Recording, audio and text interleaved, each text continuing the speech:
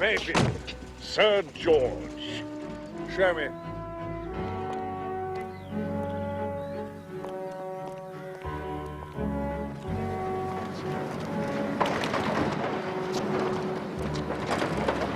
Better be good. Downside too good for His Majesty's government, if you ask me. You expect too much the Defense Committee may feel.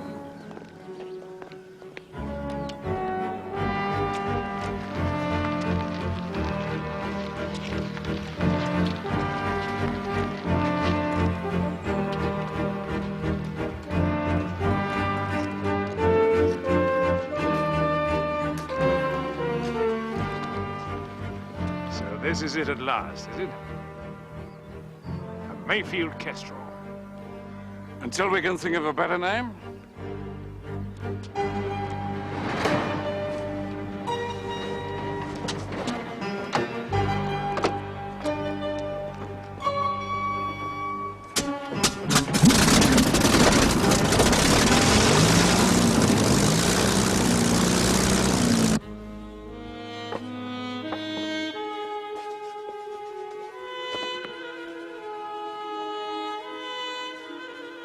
Petroleum jelly, Hastings.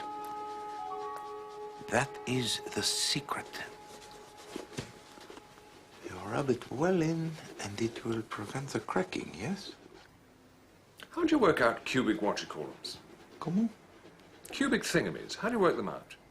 I mean, this ceiling's, what, 10 feet up, yes? So do you multiply 10? Hastings, I am trying to instruct you in the care of patent leather. Something that will be of use to you in later life. Well, so will cubic what's it? Suppose I had to survey something or something. You do not deceive me, Hastings. You are having these eccentric thoughts because of this girl of yours, huh? The student of architecture. Well, we never seem to have anything to talk about. I tried reading a book about Bernini. She's very keen on Bernini. I couldn't make head or tail of it. No, Hastings. Women do not wish to talk about Bernini and cubic thingamies. I don't know that she wants to talk about anything. She's never in when I call round to see her. I end up having tea with her mother every day.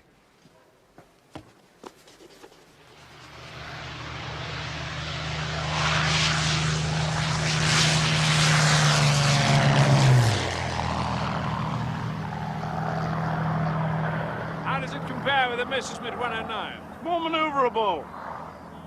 Got a turning circle of 800 feet. Visibility's better, too. Fuel injection? No. Pity.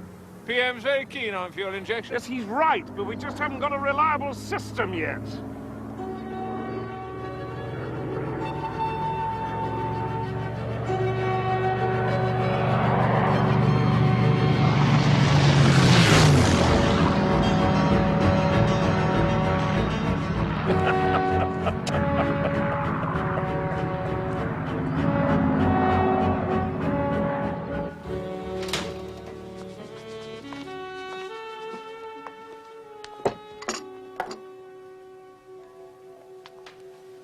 There's a lady keeps telephoning Mr. Poirot. Sacre! What a terrible circumstance. There's no need to be sarcastic, Mr. Poirot. I was going on to say that I didn't put her through to you because she wouldn't give her name. Huh. I told you don't take anonymous phone calls. But I do, Miss Lemon. Sometimes I think anonymous telephone calls are the only ones worth taking. But how will I know where to file her if I haven't got a name? Life first, Miss Lemon. Filing second. Very well, then. Next time she calls, I'll let her talk to you. And on your own head be it. You shouldn't tease her, Poirot. She makes it irresistible.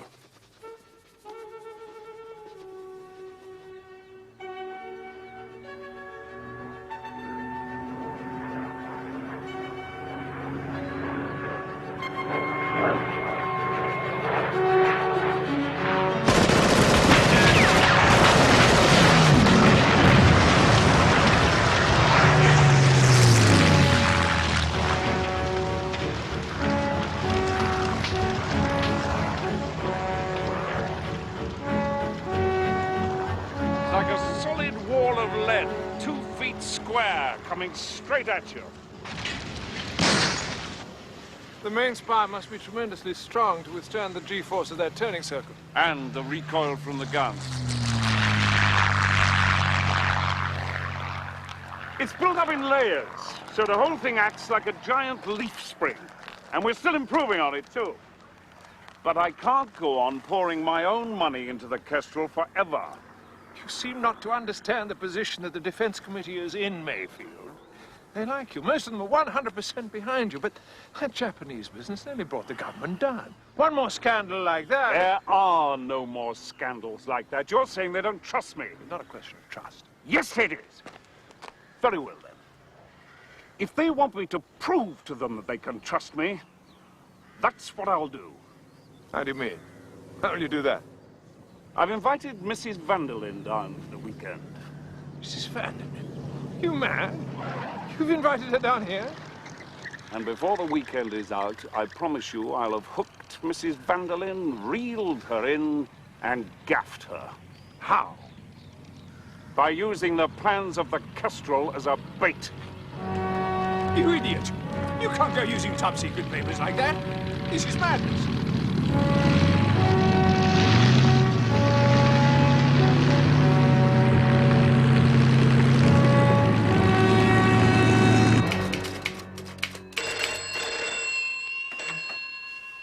Hercule Poirot's residence?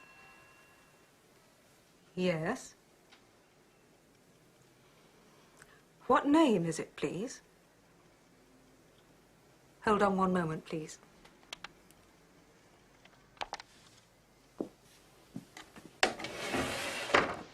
It's your anonymous telephone caller again. She's calling herself Miss Smith this time, but it's her. Put her through, Miss Lemon. Yes, Mr. Poirot. Are you there? Mr. Poirot will speak to you now.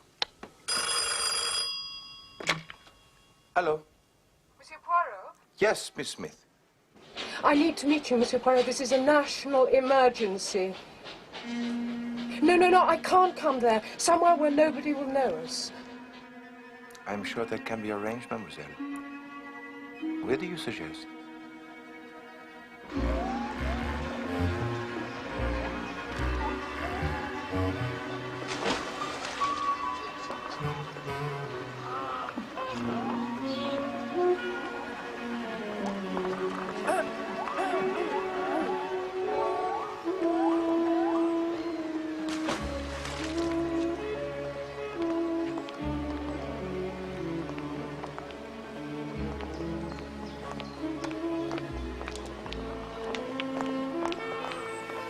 Monsieur Poirot. You are not Miss Smith. Yes, I am. Where's your green carnation? I wanted time to study you. Besides, green doesn't suit me. I was carrying my times. These arrangements, once made, should be adhered to, Miss Smith.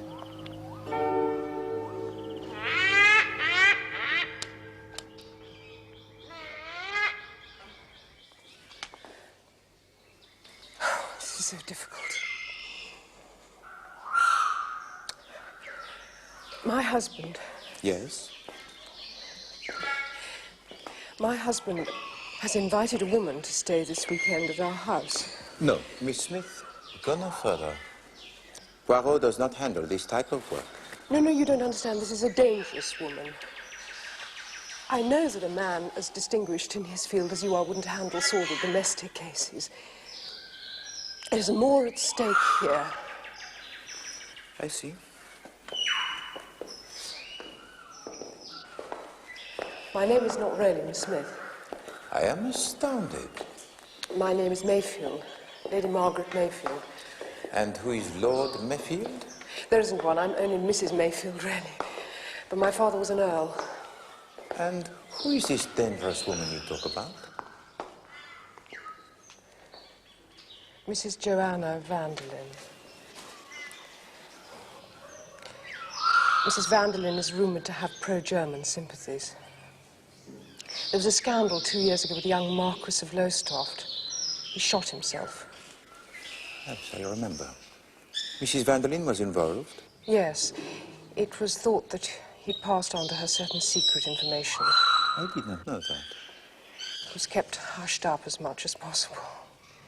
His regiment had been involved in testing the Galahad tank. And you think... My husband is engaged in a lot of projects that are crucial to the future of this country if an enemy should gain access. Surely you do not suspect your husband of treachery? No, of course not. But the government has treated him very badly ever since that Japanese business. You must have read about it. Even though his name was clear, they still don't give him the backing he needs. Bitterness may make him less careful than he should be. Please help me, Monsieur Poirot. There is so much at stake for England.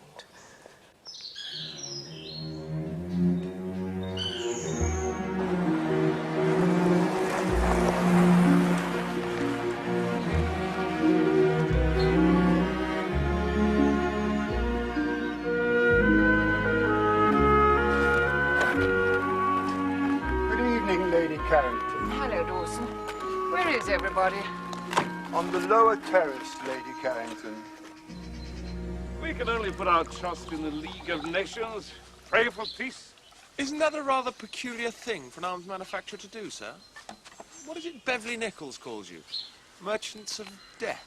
Mr. Mayfield is an armaments manufacturer, Reggie, because this particular game can only be played from strength. Oh, quite right, Sir George. Oh, sorry, Dad. Didn't realize it was all a game. Where has the fabled Mrs. Vanderlyn got to, I wonder? Haven't the foggiest. She arrived hours ago.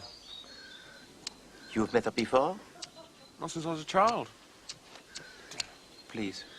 Yes, she's the daughter of H.K. Griffin. Man used to be American ambassador over here. Apparently, we all have to be very nice to the Americans these days. Ready for when the war starts. Huh? Mother's finally arrived. All these exciting people. I wasn't warned it was going to be a rout. Isabel, I'm so glad you could come. I'm just sorry I'm so unforgivably late. Will I be completely de trop if I don't change? You'll be the talk of Steeple Oh, Bumstead. God, I wouldn't want that. Good journey, darling. Lovely, George. The A11 is particularly enthralling at this time of year. Hello, Tommy. May I introduce Monsieur Hercule Poirot? How nice to meet you. Foreign, yes? You'll soon pick up our little ways. Talking of which...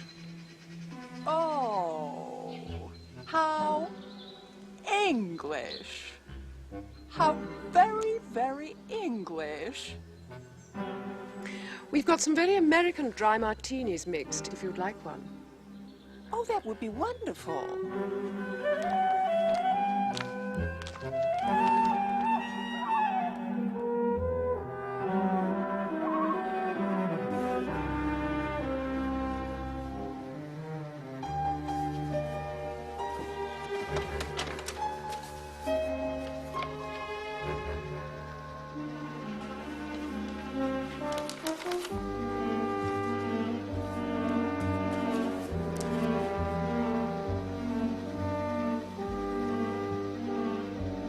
Trouble with the Foreign Office is it's very long on protocol. And whether the Prime Minister of Timbuktu should take precedence over the King of Ungo Bongo. And very short on what Winnie describes as intestinal fortitude. I'm sure that's not true of your Foreign Secretary. Oh, and I must bow to your superior knowledge, Mrs. Vanderlyn. I'm sure you know Mr. Eden a great deal better than us humble souls, eh? Oh, I wouldn't say that. But when I had lunch with him yesterday, he was saying more or less the same as you about the Foreign Office's passion for protocol. No, thank you.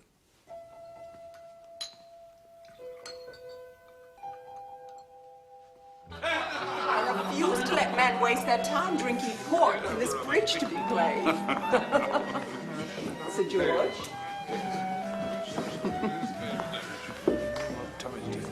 You see what sort of a woman she is. The sort of woman Mrs. Vanderlyn is does not make a matter of national importance. I do hope you're right. Monsieur Poirot.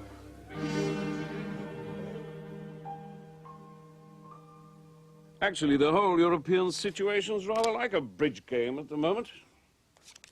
On the one hand, we have the diminutive Führer. On the other hand, Signor Mussolini, the bullfrog of the Pontine marshes. In the end, they'll both need taking down a peg or two. And what about the Emperor Hirohito, sir? Will he need taking down a peg? What did he say? Has he said something nasty again? He's such a little snot, aren't you, darling? Tommy's working too hard. He believes we're on the brink of war. That he can stop it single-handed? Something like that. The truth is, of course, he can do more than most people. Little slam, I think. Congratulations, partner. Aren't you going to give us our revert? George and I have work to do, I'm afraid. The plans are ready for you, sir. We'll join you in a minute. Come along, George, if you'll excuse us. I will take a promenade in the garden before turning in. It will clear my brain. You might have done that before we played cards. Madame is too agreeable. Good night.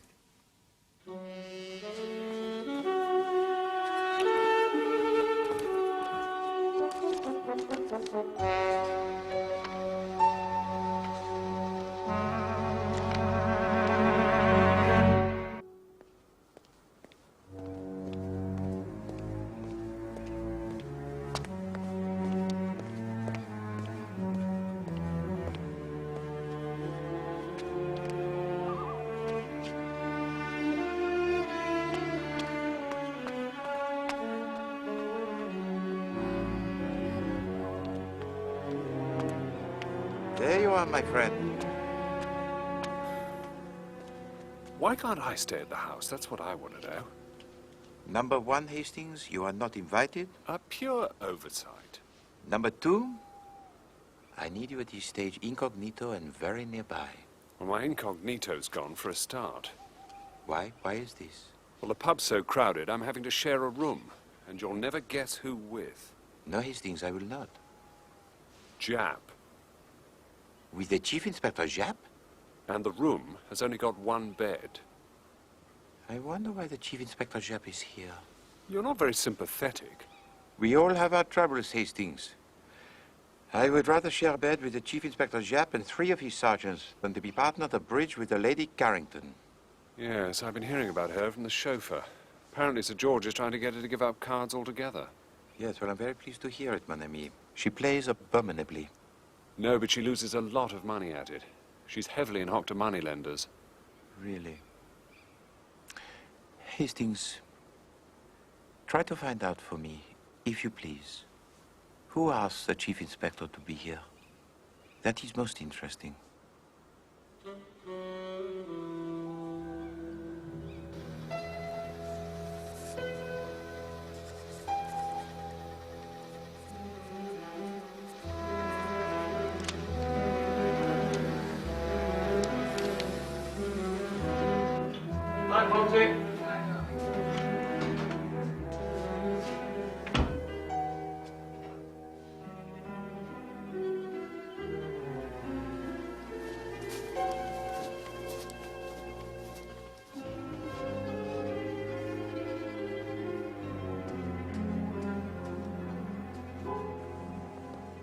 What do you think of this idea of detecting aircraft by radio echoes? RDF?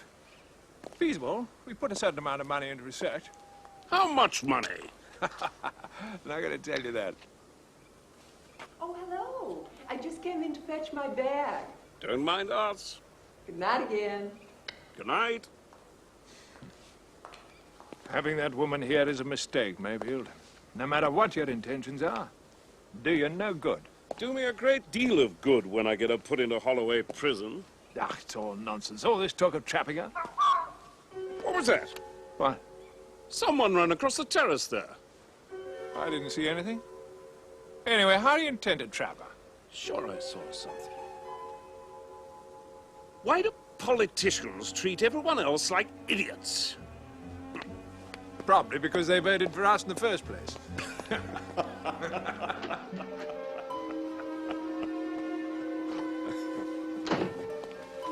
I've laid everything out on the desk, sir. Will you want me any more tonight? No, we'll probably be late. You might as well turn in.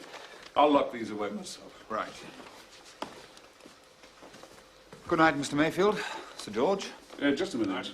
You've forgotten the most important paper. I don't think so, sir. Sheet number 3, the mathematics for the aluminium stressing. I put it on the top. Well, it isn't here.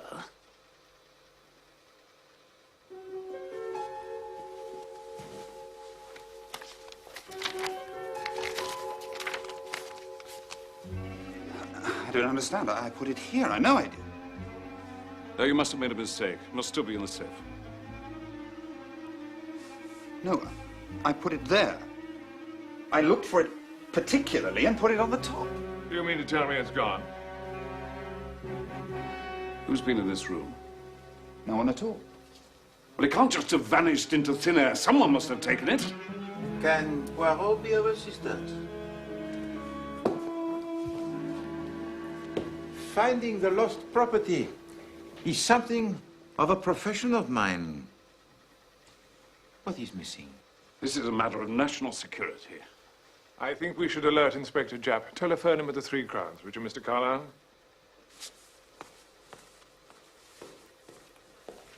Where does that door lead?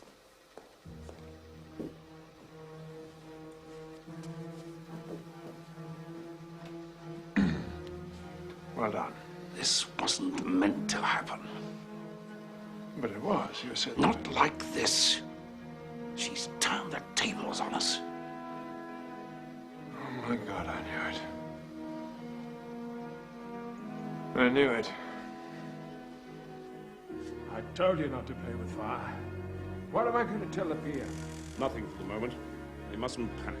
I'm damned if that woman's going to get away with it.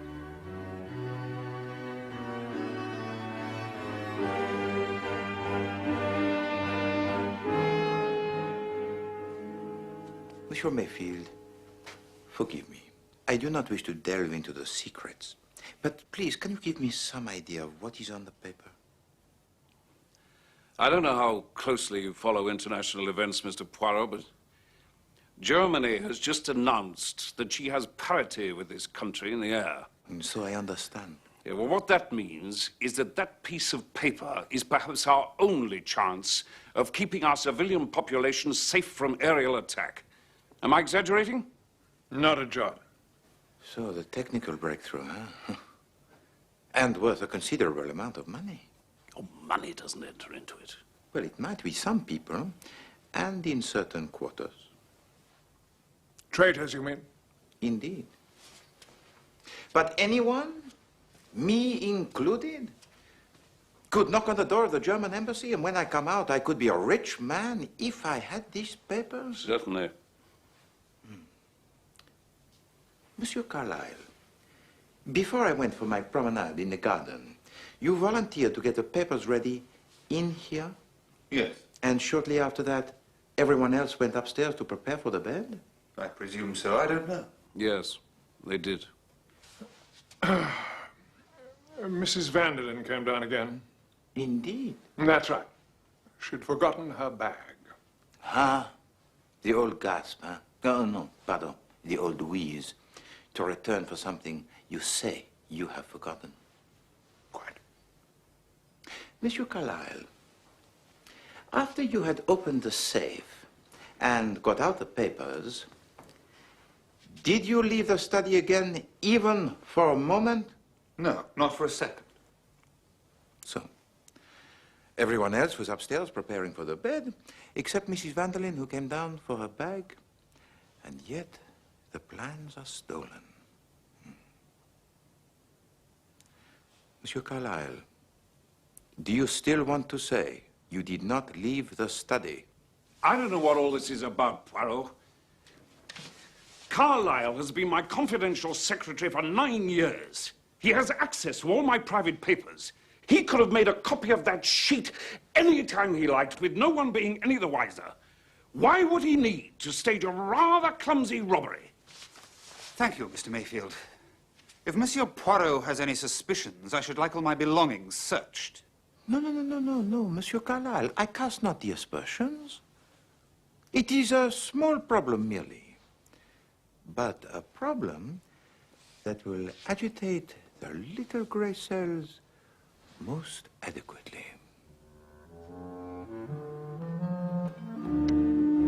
With Carlyle on guard all the time, I don't see how anyone can get into that room. Yes, well, it is no use running to conclusions, Monsieur Mayfield. It was from there that you saw Mrs. Vanderlyn in here. A little further back, I think. From where I was in the garden, I could see that the dining room was in darkness. But it would have been quite possible for someone to use those doors to get out onto the terrace and from there into the study. I told you I thought I saw something. By George, you did. There. Across the lawn to a waiting car. He'll be miles away by now. No. The one way through the garden would have taken him directly past me. What's going on? Get back to bed, Reggie.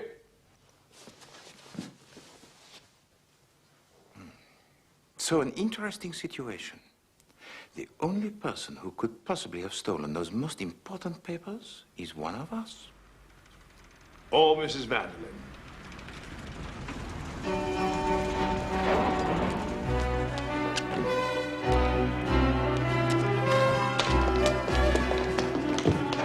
Mr. Mayfield, Sir George, Poirot, what's all this then about a theft?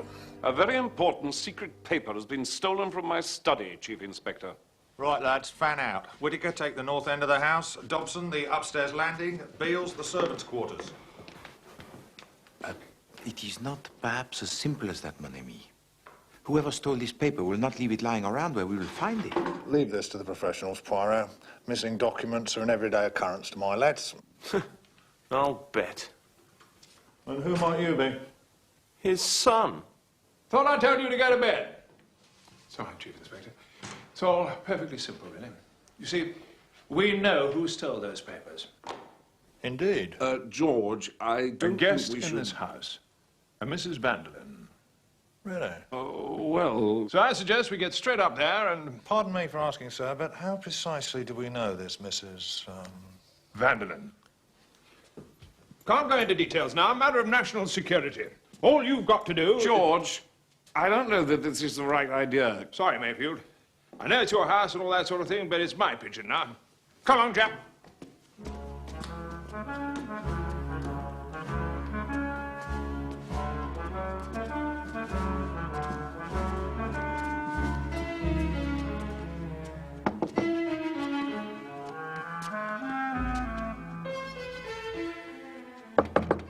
Mrs. Vanderlyn. What is it? This is Sir George Carrington. I have the police with me.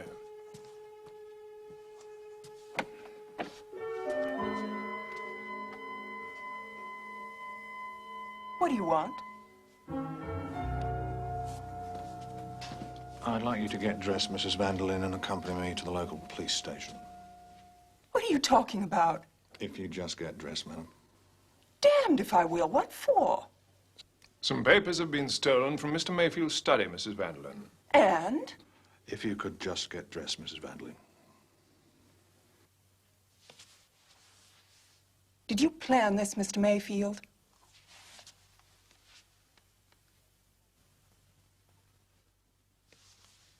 I'll get dressed.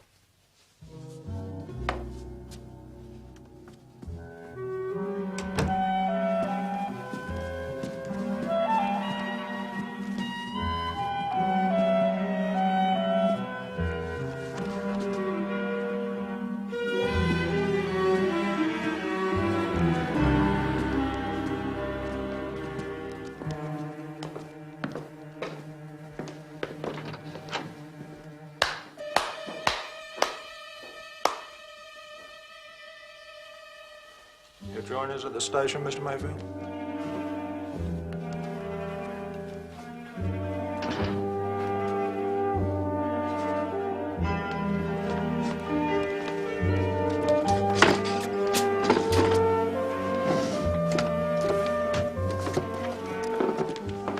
Must be here. Must be. Where's she hidden it, Poirot? You're used to this sort of thing.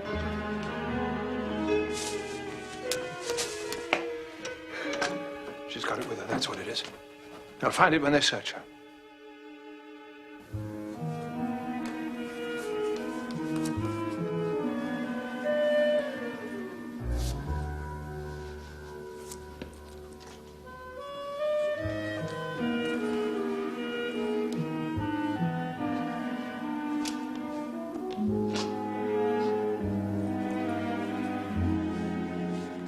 Let's imagine you're a woman, Poirot. By all means, Sir George, if it will help you. Right. You're a woman. You're in a strange household. You steal some papers. Where do you hide them? Sir George, there is one thing in all this that I do not understand. Okay. I demonstrated, quite cogently, I think, that of all the people in the house, only you, Monsieur Mayfield, Monsieur Carlyle, and myself could possibly have stolen those papers, yes? Right. And yet you go on talking as if Mrs. Vanderlyn was without doubt the miscreant. What? Oh, yes. Well, that sort of thing's all very well, I'm sure, but it's only theory, isn't it? We're practical folk here, Poirot. Yes.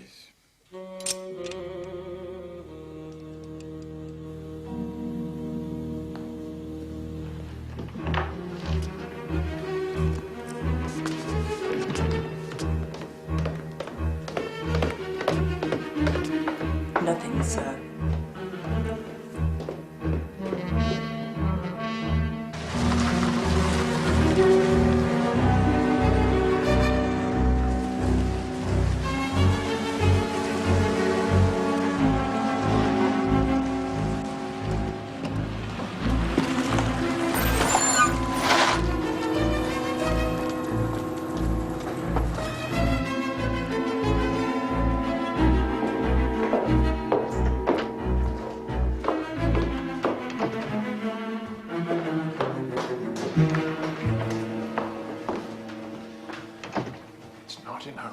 She hasn't got it on her either. This is a disaster, Mayfield. She must have hidden it somewhere to collect it later. Froggy thinks she didn't do it. Froggy knows she didn't do it.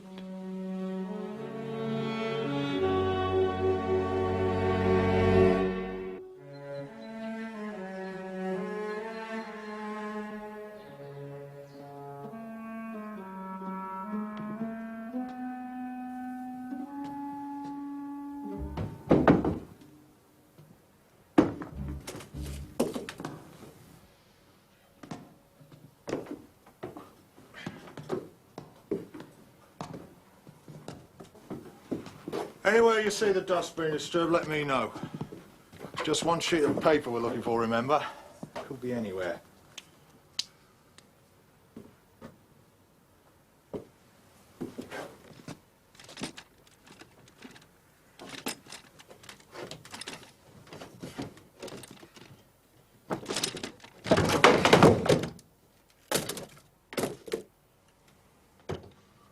Let's get rid of that.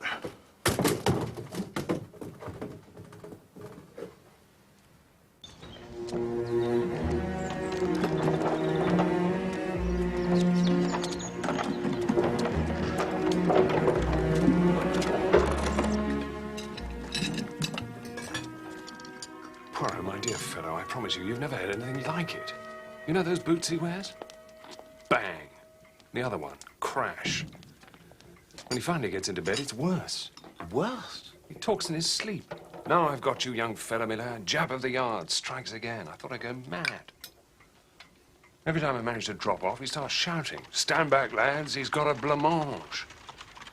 Some of the things he was saying were enough to make a cat laugh. I can't take much more of it, Poirot. I've been through 3 days of a jerry barrage. Where is he now? Gone back up to the house. Oh, by the way, I found out who asked him down. It was Sir George. Not Monsieur Mayfield. Apparently not. Oh, just as I thought. What happened about Mrs. Vanderlyn? Oh, she is leaving this morning in a great huff, yes? In fact, the whole house is quite deserted. Lady Carrington and Reggie left after breakfast. Hastings, I want to ask you something. Ask away. Last night at dinner, one of the guests said something to Monsieur Mayfield about Japan. What is it about Japan, Hastings? Well, this is a few years back, when the Japs took it into their head to invade Manchuria. The press got hold of something about Mayfield's company supplying them with the howitzers they were bombarding Shanghai with. Turns out eventually that the press had got hold of the wrong end of the stick, as per usual. But by that time, there'd been questions in Parliament and God knows what. And a lot of the mud stuck. Hastings, I must go back to the house. Well, give me half a second, I'll drive you. I want to change the plugs this morning anyway. I thought I'd do it up there. No.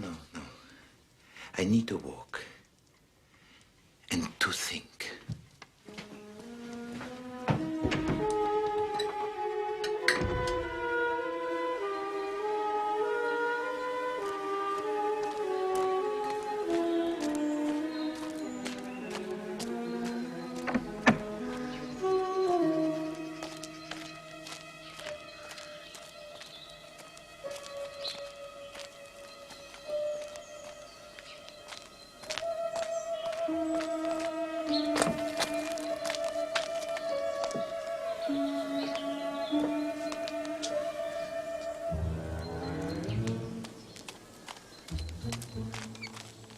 Mrs. Vanderlyn.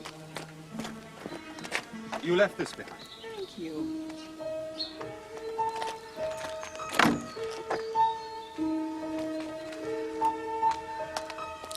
Dixon?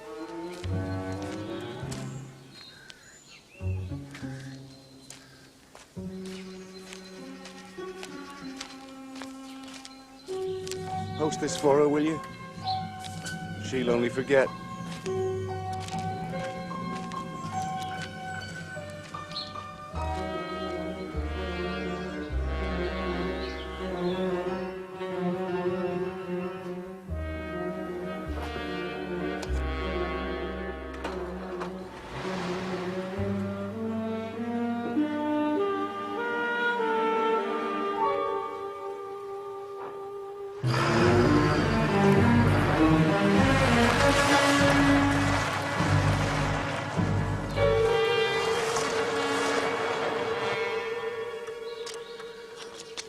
She's definitely running rich. Here, let's have a look at the curb. Hastings! Hastings! Hastings, no more of the tinkering. We have to follow Mrs. Vanderlyn. But I've got the plugs out. It'll take me an hour to get them back. Oh, no, mon Dieu! Viens, Hastings, allons-y!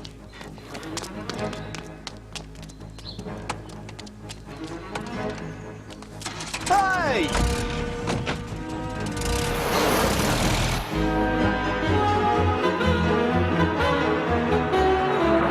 I'm assuming they're heading for the London road.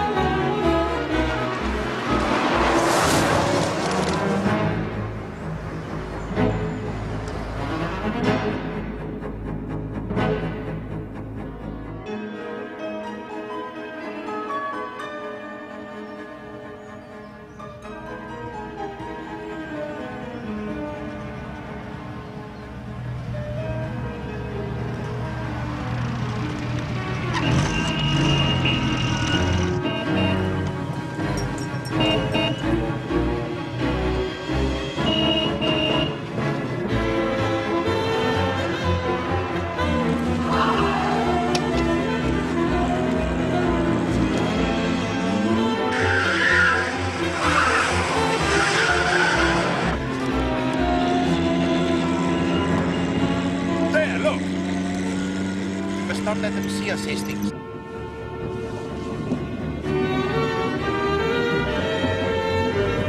We gotta move on, John. Yes, ma'am.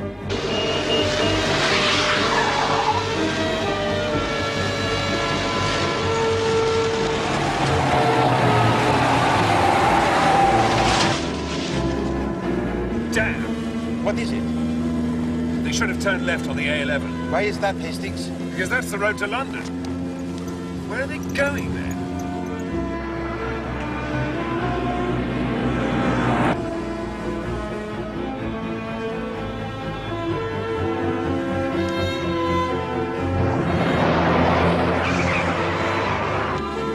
Get the map out of the pocket there.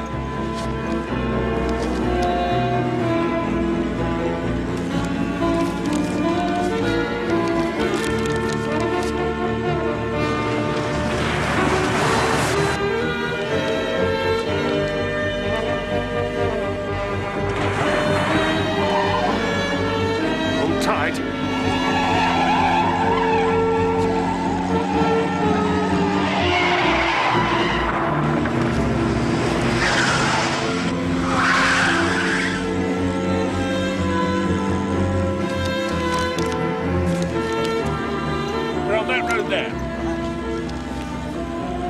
Wickham Bonham? Clavering? Brent Pelland? No. Mean anything to you? No. Perhaps where they're going isn't on the main road. Look at the villages on either side of the road.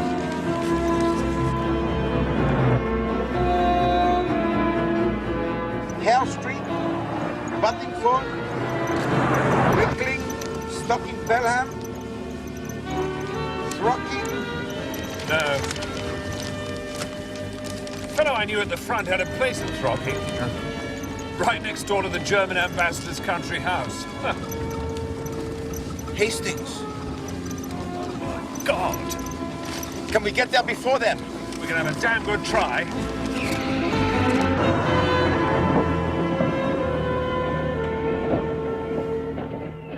Where is it? I don't know. It was on the salver in the hall. Dawson put it there. It seems just to have disappeared. Oh, God, can nothing go right?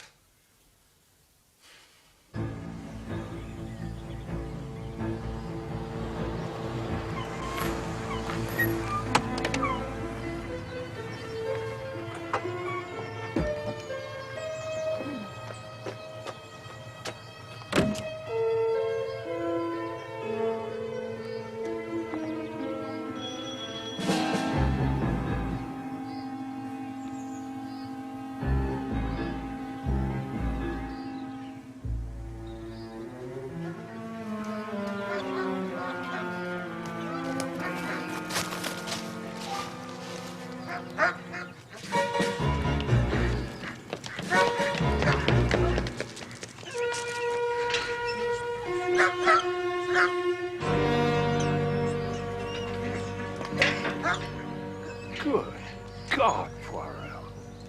Yes, Hastings. We have seen enough. Come, my friend.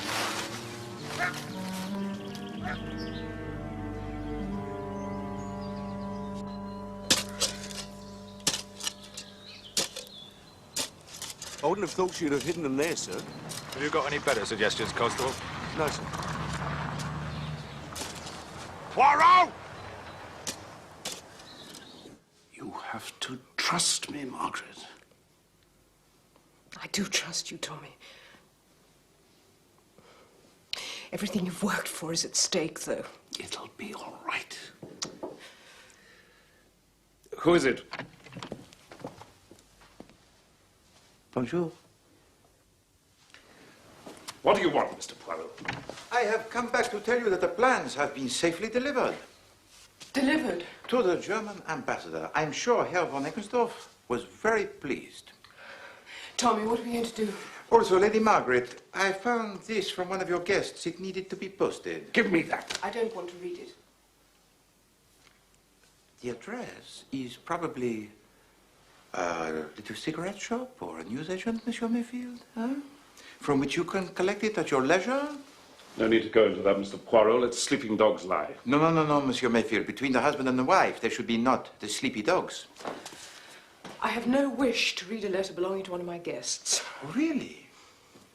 Suppose I tell you that this was written by Mrs. Vanderlyn, and that I could guarantee that you would not understand one word of it.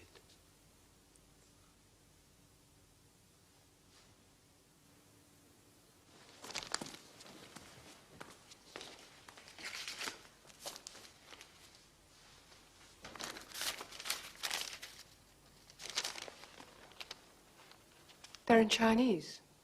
Japanese. But Tom's signature's at the bottom. This is the one piece of evidence that links your husband to the sales of arms to the Japanese. Somehow they had fallen into the hands of the Germans. It was these 2 pieces of paper that Mrs. Vanderlyn used to blackmail him. She said, however, she would exchange them for the plans of the Kestrel. Oh, Tom. If he was seen to hand over those plans to Mrs. Vanderlyn, he would be ruined anyway. So it had to look as if somebody had stolen them. And although he tried to persuade us that he saw this mysterious figure on the terrace, it was Monsieur Mayfield himself who stole those plans. It was the safest way. And they were securely in his pocket throughout the whole farce of Mrs. Vanderlyn's arrest. And you keep saying everything's going to be all right. It will, darling. You... Let me pass. Let me pass. Sir George. I've had enough of this, Mayfield. What's going on? I've been kept totally in the dark. No, Sir George. The Germans have got the missing papers. What? And you, Monsieur Carlyle, I imagine you know this as well as anyone? The German High Command now has plans of our new fighter, on which they'll have to waste 6 months of concentrated effort before they realize they've been sold a pup. Pup?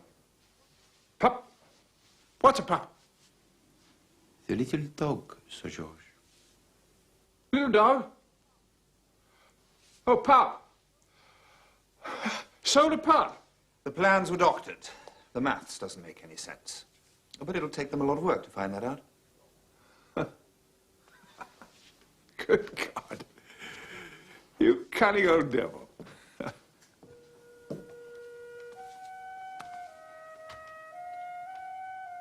Tommy. Tommy, darling.